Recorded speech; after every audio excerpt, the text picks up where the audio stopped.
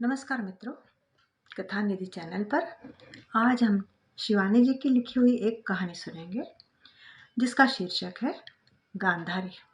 गांधारी वैसे तो महाभारत का पात्र है, लेकिन भारतीय समाज में आज भी कई गांधारियां देखी जा सकती है।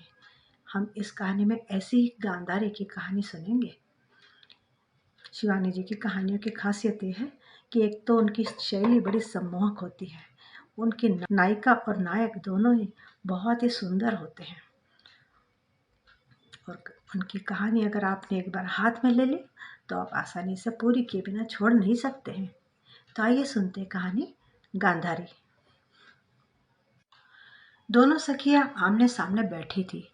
रमा माथुर छरहरे शरीर की लंबी लावण्यमयी युवती लगती थी। निकट से देखने पर ही देखने वाला अपनी भूल पकड़ पाता था। यौवन उससे बहुत पहले विदा ले चुका था, किंतु उसके चेहरे पर अभी भी पूर्व लावण्य के ऐसे हस्ताक्षर थे जिन्हें काल चक्र भी बड़ी कठिनता से ही मिटा सकता है। उसकी आंखों पर मोटे फ्रेम का चश्मा था। चेहरे की झुर्रियों ने विदेशी बहुमूल्य प्रसाधनों से पराजित होकर अपने हथियार डाल दिए थे। कटे बालों की लोकप्रिय आधुनिक सज्जा थी, जिससे मंडित भारतीय अभिशप्त विधवाओं का दल आज से 10 वर्ष पूर्व भारत के किसी भी तीर्थ स्थल या संगम पर देखा जा सकता था।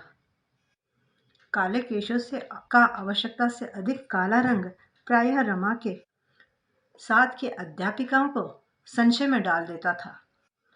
क्या यह विधाता का औदार्य था या स्वयं रमा के हाथ की सफाई? जो भी था, अपनी उम्र को रमा ने कसकर पकड़ रखा था, मुट्ठी में कसकर पकड़ रखा था। भले ही यौवन उसको छोड़ दे, वो यौवन को छोड़ने के पक्ष में नहीं थी। शरीर के गठन में अभी भी युवती का लास्य था। कटाक्षों में ऐसी कलई का मुलम्मा था जो चतुर से चतुर पुरुष को भी उसके चरणों के दास बना देता। उसकी 20 वर्ष की नौकरी ही आज उसकी सबसे बड़ी शत्रु बन गई थी। चाहने पर भी वो अपनी उम्र को अब और अधिक नहीं घटा सकती थी। आखिर वह MALT थी। यौवन का एक सुनहरा प्रभात तो उन लंबी लंबी डिग्रियों से विभूषित होने में बीता ही होगा। फिर विवाह का प्रकरण, जो उसके दुर्भाग्य से अधूरा ही रह गया था। पहले तो उसके पिता को उसके योग्य पात्र ही नहीं जुटे। किसी का कद ठिगना था, बौना था, तो किसी के नौकरी का कद छोटा था और किसी का सम्मिलित परिवार आवश्यकता से अधिक बड़ा था। रमा के पिता सेशन जज थे। अदालतों की दूषित हवा उनके फेफड़ों में इस कदर घुस गई थी कि प्रत्येक भावी जामाता उन्हें कटघरे में खड़ा अभियुक्त ही नजर आता था। कई सुयोग्य पात्रों को उन्होंने अपनी ही मूर्खता से गवा दिया था। पीता तो नहीं है, नाटकों में काम करता है, सिगरेट पीता है, सिनेमा देखता है क्या, कविता लिखता है, ऐसे और इस जैसे निरर्थक प्रश्नों को पूछकर वो सामने वाले को सहमा देते। फिर भारत में विवाह योग्य कन्याओं के पिताओं की संख्या भी कोई कम तो नहीं। जहां जज साहब एक पात्र को छोड़ते, दूसरा वधुपिता लपक कर उस अच्छी भली पतंग की डोर को थाम कर अपनी ओर खींच लेता। धीरे धीरे समय बीतता गया। जज साहब की सहसा ही हृदय गति बंद हो जाने से मृत्यु हो गई और रमा बेचारे इस निपट संसार में अकेली रह गई। अनब्याही उसने नौकरी कर ली। विलंबित कौमार के कृष्ण मेघ ने उसके सुकुमार चेहरे को पूर्णतया घेर लिया था, किंतु उसने अपने बचे खुचे सौंदर्य मूलधन को जन्मजात कृपण की भांति ही सेध कर रखा था। वो विदेश से सैकड़ों रुपया खर्च करके भांति भांति के प्रसाधन, लेप प्रलेप मंगाती रहती थी। उसके पिता बहुत रुपया छोड़ गए थे, रुपयों की कमी नहीं थी और दूसरा कोई था भी नहीं। करती भी क्या इतने रुपयों का। एक आध दूर दराज की मौसी या बुआ या चाची ने उसके साथ काशी निवास कर मृत्यु समय तारक मंत्र श्रवण करने की इच्छा भी प्रकट कर दी थी, किंतु रमा ने छल बल के झाड़ू से उन स्वार्थी आत्मीय स्वजनों को झाड़ झूड़ कर झटक दिया था। वो अकेली भली थी, और फिर अब अकेली भी तो नहीं थी। पिछले 3 वर्षों से उसकी सहपाठिनी रीना राणा का स्थानांतरण भी उसी के विद्यालय में हो गया था। न जाने किस अंधेरी सी गली में एक बंगाली परिवार के साथ बेचारी पेइंग गेस्ट बनकर रह रही थी। खींच खांच कर रमा उसे अपने बंगले में ले आई थी। बंगला भी तो उसका लाखों में एक था। तब से दोनों सखियां एक साथ ही रहने लगी थी। ईर्ष्यावश सहकर्मियों ने रीना राणा को व्यंग बाणों से बेंध भी दिया था, किंतु वह हंसमुख युवती तो जैसे चिकना घड़ा थी। इधर उसका झुकाव संत समागम की ओर निरंतर बढ़ता जा रहा था। सोने के लॉकेटों के बीच एक स्थूलकाय गुरु का फोटो भी वो लगाए रखती थी, जिन्होंने उसे भी गुरु मंत्र दिया था, और उंगली में पहनती थी मीनाकारी की एक भद्दी सी अंगूठी। कभी कभी वो लंबी लंबी तीर्थ यात्रा पर भी अपनी गुरु बहनों के साथ निकल जाती, तो उसकी सखी रमा बुरी तरह से चिड़चिड़ाने लगती। ये सब तुम्हारा फ्रस्ट्रेशन है रीना? क्या ढोंग करती हो? सच बताना, क्या तुम्हें ये सब अच्छा लगता है? ठीक है तो कह रही थी रमा। उसे सचमुच ही कभी कभी अपनी सजी सवरी नियमों से बंधी जिंदगी डंक मारने लगती। समय से उठना, नहाना धोना, गिनकर 108 मंत्र जाप, फिर कलप में सदी साड़ी पहनकर विद्यालय जाना, वहां कुंठाग्रस्त संगी साथियों के बीच में दिन भर डुबकियां लगाना, और संध्या को अपने और अपनी सहेली के सजे धजे बंगले में वापस लौटकर लड़कियों की कॉपी जांचना। कैसा तो नीरस जीवन था उसका और रमा का। प्रत्येक वस्तु न्यस्त स्थान पर रखी, न कहीं धूल न धब्बा। ये भी कैसा क्रूर फौजी अनुशासन है, वो मन ही मन सोचती। क्यों नहीं बच्चों की एक फौज आकर उनकी बैठक की रंगीन सज्जा को अपने झंझावात से तहस नहस कर देती? क्यों नहीं गृहस्थिनों की रंगीन टोली अपने गृहस्थ जीवन के रंगीन किस्से सुना सुना कर उनके जीवन को रंगीन कर देती? इधर उधर की बातें, किस बहू ने किस सास के साथ दुर्व्यवहार किया, किस सास ने किस बहू के साथ में अपने पुत्र को अपनी बहू का शत्रु बना दिया। हाय, कैसी प्यारी प्यारी बातें किया करती थी उसकी माँ, मौसी, चाचियाँ और भाभियाँ।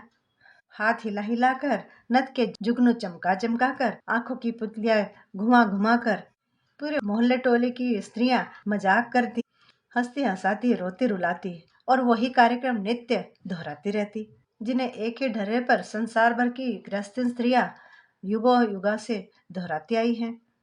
किंतु क्या हो गया था उन दोनों सखियों को? न अब वे लड़ती थी, न एक साथ हंसती बोलती थी। एक साथ बैठे बैठे घंटों बीत जाते। खाने बैठती तो चुपचाप कौर निगलती जाती। सिनेमा देखने का प्रस्ताव तो दूर, कहीं बाहर टहलने जाने का प्रसंग भी भूल से भी नहीं छेड़ा जाता। स्त्री सुलभ कौतूहल, हास परिहास, नोक झोंक, सब दियों की ज्योति बुझ गई थी। चल रही थी एक खुश्क ज्योतिहीन ईर्ष्या की अग्नि। 20 वर्ष की मैत्री की नाड़ी सहसा ल्यूकेमिया के मरणासन्न रोगी के नाड़ी की भांति चेतना खो रही थी। मृत्यु आसन्न थी। दोनों साथ साथ बैठती और कनखियों से एक दूसरे को देखती, और पकड़े जाने पर ऐसे सहम कर आंखें फेर लेती जैसे कोई पाप कर रही हो। शत्रुता का घातक कीटाणु घुसा था एक सामान्य से छिद्र से। एक दिन उठते ही दोनों ने देखा, सामने की हवेली की खिड़की खुली है। वर्षों से बंद यह हवेली क्या सचमुच आबाद हो गई थी? उन दोनों के कौतूहल का अंत नहीं था।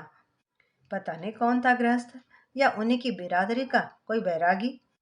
लेकिन यह स्थिति अधिक समय तक नहीं चली। पहले ही दिन टेलीफोन करने के बहाने नए किराएदार ने आकर स्वयं अपना परिचय दे दिया। ये जयपुर विश्वविद्यालय में प्राध्यापक था। विदेश से लौटने के बाद भारत के विभिन्न विश्वविद्यालयों को अपने चंचल चरणों की पावन धूलि से पवित्र करता हुआ वह कुछ दिनों से जयपुर में था। यहाँ विश्वविद्यालय की मौखिक परीक्षा लेने आया हूँ। गृहस्थी मेरी है नहीं, स्वच्छंद पक्षी की उड़ान है। मिस माथुर, क्षमा कीजिएगा, आपका नाम मैंने नेम प्लेट पर पढ़ लिया था। वो निर्लज्जता से हंसा तो रमा के जी में आया उसकी बत्ती से भीतर कर दे। पुरुष उसे स्वभाव से ही प्रिय थे, किंतु उस पुरुष की कैंची से चलती जिह्वा उसे रुचि नहीं। यदि बिना कुछ अधिक बोले क्षमा मांगकर वह टेलीफोन करके बिना कुछ कहे वापस चला जाता तो वह उसे सिर आंखों पर बिठाती, पर वह तो बिना बुलाए ही मेहमान बन घुसा आया। इससे रमा बिदक गई। देख रीना, गोबर लगे जूतों का अगर मुंह बाहर पोंछ लेता तो क्या बिगड़ जाता? मिर्जापुरी कारपेट का सत्यानाश कर डाला, वो बड़बड़ाई। पर रीना बड़ी प्रसन्न थी। उसे उस मोटे होठ वाले काले नाटे आदमी की यही बात पसंद आई थी। कि कैसे बेतकल्लुफी से वह अपने गोबर सने पैरों की छाप इनके बंगले में छोड़ गया था। जैसे मस्ती में झूमता जंगली भैंसा हरी भरी फसल चरमराता किसी खेत के बीच से गुजर गया हो। दूसरे दिन से मस्त भैंसे ने उसकी उसकी सूरज संपन्ना सखी को और भी भड़काना शुरू कर दिया। कभी वह बरामदे में ही केवल एक तौलिए की लुंगी बनाकर हठ योगी साधु की भांति प्राणायाम खींच घंटों पद्मासन लगाए बैठा रहता। खिलवाड़ में रीना रमा को छेड़ भी देती। हाय, बेचारा योग की पुस्तकें पढ़ रहा है, अवश्य ही कोई योग भ्रष्ट साधक है वह। झाड़ू मारू इस ढोंगी साधक के खिलवाड़ को। रुक, मैं अभी अपनी दूरबीन ले आती हूँ, देखूं क्या पढ़ रहा है मुआ। वो भागते हुए जाकर दूरबीन ले आती और फिर हंसती हुई अपनी सखी को अंदर खींचकर हंसी से लोटपोट हो जाती। कहा था ना मैंने, पतंजलि की योग पुस्तक के नीचे महाशय फिल्मी पत्रिका सामने खुली रखकर सायरा बानो के रूप को आंखों से पी रहे हैं। ये अधेड़ कुंवारे तो मुँह रंडों से भी गए बीते होते हो रीना। खबरदार, गज भर की दूरी बरतनी होगी इससे। लेकिन गज भर की दूरी बरतने की नौबत ही नहीं आई। योग दर्शन के अत्यधिक सेवन से बेचारे प्राध्यापक को स्वयं ही अपच हो गया। एक दिन दोनों सखियां उठी तो देखा कि इस पास की श्वेत श्याम हवेली के गेट पर वही बड़ा सा ताला लटक रहा था। काश वह ताला लटका ही रहता, पर उसे तो अब दोनों सखियों की 20 वर्ष पुरानी मैत्री के द्वार पर लटकना था। लिहाजा वो फिर खुल गया। बरामदे में फिर कुर्सी डल गई। रीना, रीना, भाग कर जल्दी आ, लगता है साधक जी फिर आ गए। देख, देखती नहीं उसी की कुर्सी है। रमा बच्चों सी किलक उठी। सहसा दोनों की ही बोलती एक साथ बंद हो गई। एक सौम्य आकृति का लंबा चौड़ा युवक उनकी ओर पीठ करके बैठ गया और अपने नाखून काटने लग गया। रीना ने अपने गुरुदेव का फोटो वाला लॉकेट अपने दांतों में दबा लिया। उत्तेजित होने पर वह प्रायः ही ऐसा करती थी। रमा सखी का कंधा पकड़कर झुक गई। हाय, कितना हैंडसम है, ऐसे लहरदार चिकने बाल हैं, ठुड्डी पर डिंपल देखा। सचमुच ही उस युवक का गौरवर्ण किसी विदेशी आयरिश की रंगत सी लालिमा से रंजित था। वो एक के बाद एक सिगरेट पीता उन दोनों की ओर बिना ध्यान दिए प्रचुर मात्रा में तंबाकू चूर्ण का धूम्र सेवन कर रहा था। शायद वह नारी जीवन का मंजा जौहरी था और यह भली भांति जानता था कि एक बार भी मुड़कर देख लेने पर वो अपना समस्त आकर्षण गंवा बैठेगा। नारी को पुरुष की उदासीनता ही अधिक बांधती है। फिर तो दोनों सखियां लुक छिपकर उसे ही देखने लगी। कुछ ही दिन में दोनों सखियों की आयु के 10-10 वर्ष स्वयं उनकी काल्पनिक गणना ने पुराना योगफल घटा दिया। जीवन की काली स्लेट पर यौवन के जादू अंक फिर लिखे जाने लगे। पहले दोनों एक दूसरे की राय लिए बिना कोई भी कपड़ा नहीं खरीदती थी। अब दोनों ही चुपके चुपके नई नई शोलापुरी साड़ियां खरीद लाती। एक ने जूड़ा खोलकर 2 चुटिया बना ली, दूसरी ने ओम लिखी अंगूठी उतार दी, एक ने चोटी में गुलाब लगाकर आंखों ही आंखों में पैतरा बदल लिया, तो दूसरी ने अकारण ही बरामदे के काल्पनिक मकड़ियों के जाले निकाल डाले। एक आध बार शायद जानकर ही 2-3 निर्दोष गमले भी गिरा दिए गए। फिर अचानक ही दोनों सखियों से नहीं रहा गया। एक ही नदी की बिछुड़ी बटी हुई 2 धाराओं के भांति दोनों फिर मिलकर एक हो गई। क्यों न मिलजुल कर ही मोर्चा बांधा जाए। हाय रीना, तूने बेकारी गमला तोड़ कर रख दिया। रमा ने हंसकर कहा। हट, मैंने कहाँ तोड़ा। कहते हुए रीना ने षोडशी कुमारी की तरह हंसी की फुलझड़ी छोड़ी। क्या कर रहा है वो युवक। रमा सखी के कान के पास जाकर फुसफुसाई। राम जाने, जा अपनी दूरबीन ले आ।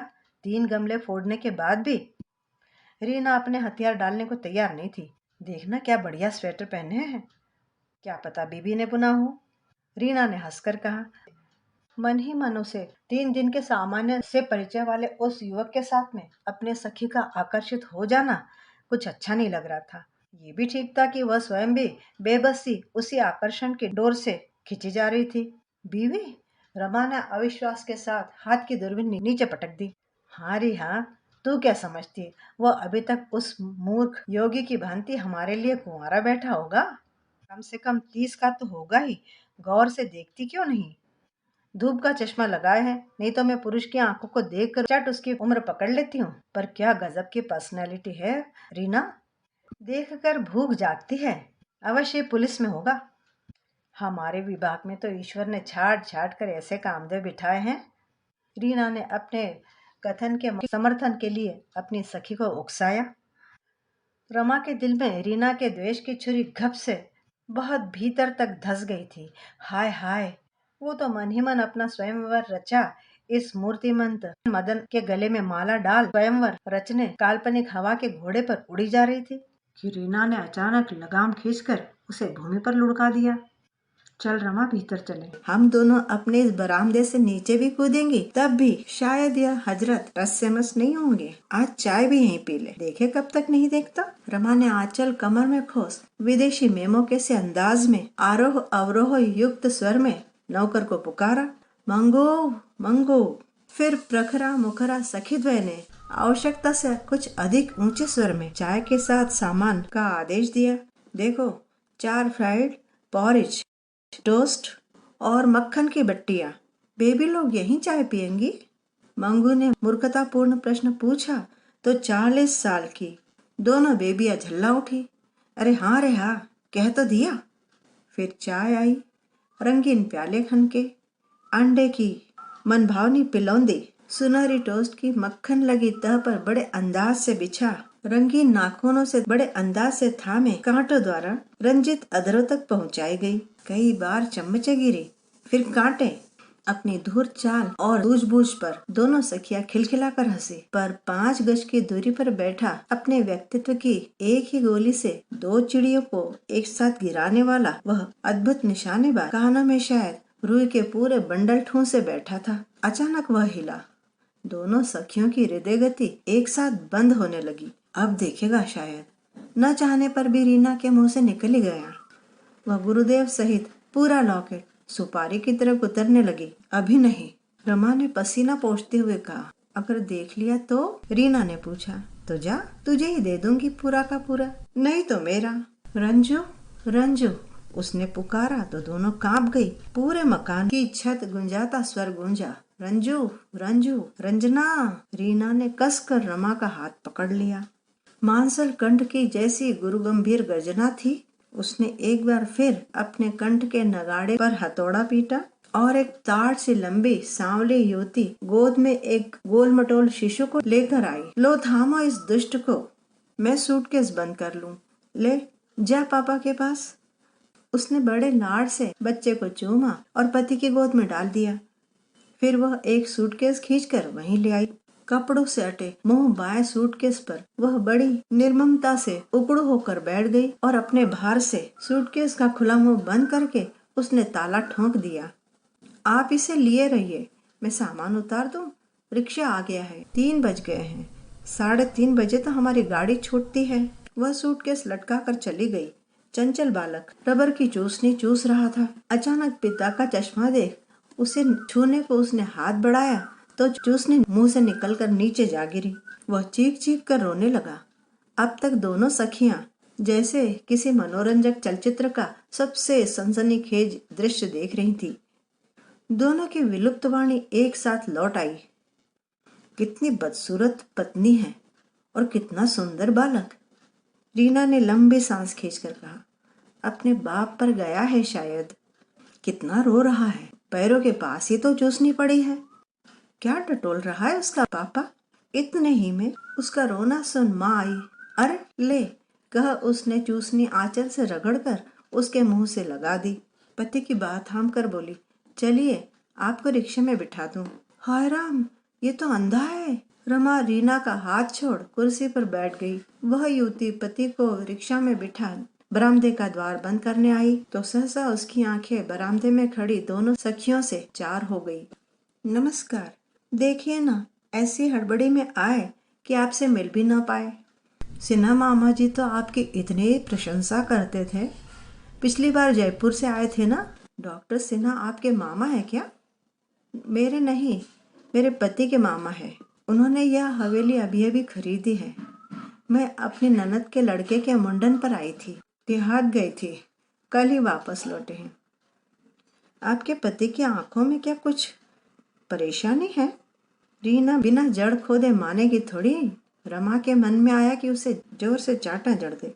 इनकी तकलीफ तो बड़ी पुरानी है। वह हंसी और उसकी अम्लान हंसी रमा को बहुत भली लगी। क्या आपके विवाह के पूर्व ही? रीना ने निर्लज्जता से अपने अधूरे प्रश्न में अपनी जिज्ञासा प्रकट कर दी। चतुर युवती ने उसके कुतूहल को समझ लिया।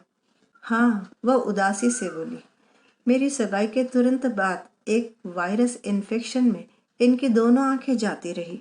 अच्छा, अब चलूं?